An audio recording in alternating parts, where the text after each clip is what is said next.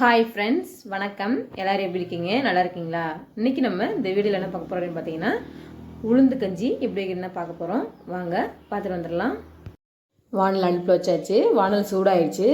சூடானோடனே ஒரு 200 டம்ளரில் ஒரு டம்ளரு தோல் உளுந்து தோலோடு தான் வறுத்துட்டு அப்படியே அரைக்கணும். அதாவது சத்து குழந்தைங்களுக்கு.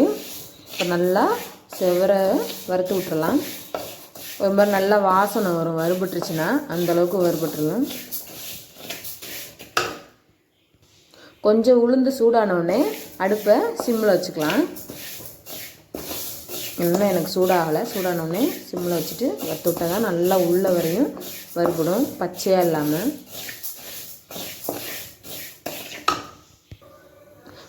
பாலுன்னு காலையிலேயே குழந்தைங்களுக்கு பாலாக கொடுத்து வயிறு ஒரு மாதிரி மந்தமாக ஆகிக்கிறோம் இல்லைங்களா? பசுமாட்டு பால்லாம் கொடுத்து என் பொண்ணுக்கெலாம் உடம்பு சரியில்லாமல் போயிட்டு பாலே டாக்டர் கொடுக்க வேண்டான்ட்டாங்க.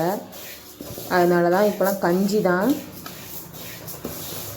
சத்து மாவு கஞ்சி இல்லைன்னா உளுந்து கஞ்சி, இல்லைன்னா உளுந்து பச்சை பயிறு அரிசி போட்டு அதுவும் காலையில் ஒரு டம்ளர் கஞ்சி அவங்க குடிச்சுப்பா.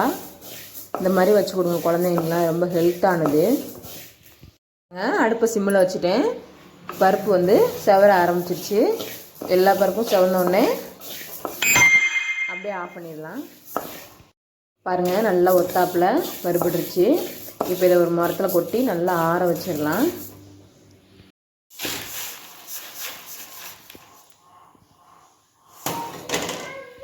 அப்படியே ஒரு பக்கமாக ஆறட்டும். அதே வானல் அடுப்பில் வச்சாச்சு. ஒரு டம்ளரு சமைக்கிற அரிசி எடுத்துருக்கேன். அரிசியும் நல்லா பொரிய வறுத்துக்கலாம்.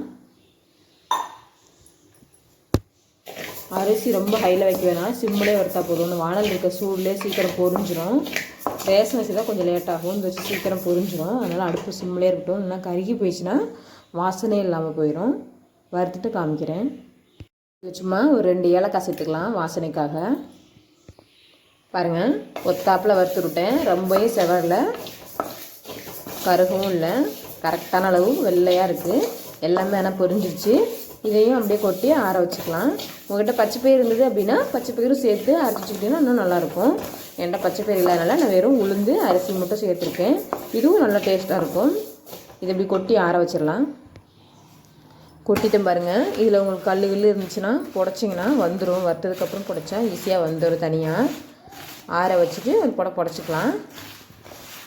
அப்படியே மிக்சியில் எடுத்துகிட்டு ரொம்ப நைஸாகவும் இல்லாமல் ரொம்ப குறன்னு இல்லாமல் கரெக்டான பக்குவத்தில் அரைச்சி எடுத்துக்கலாம்.